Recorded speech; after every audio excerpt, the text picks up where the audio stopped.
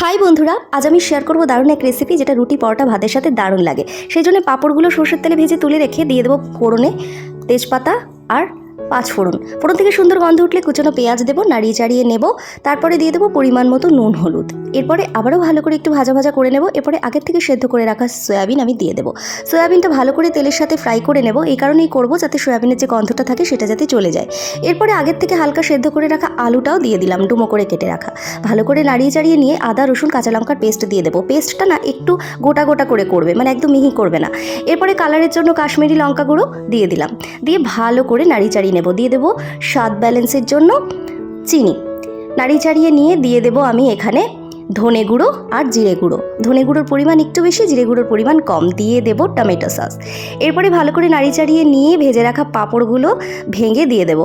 ভালো করে কষিয়ে নিয়ে জল ঢেলে ড্রাই করে নামিয়ে নেব। দারুণ লাগে বন্ধুরা, ট্রাই করবে।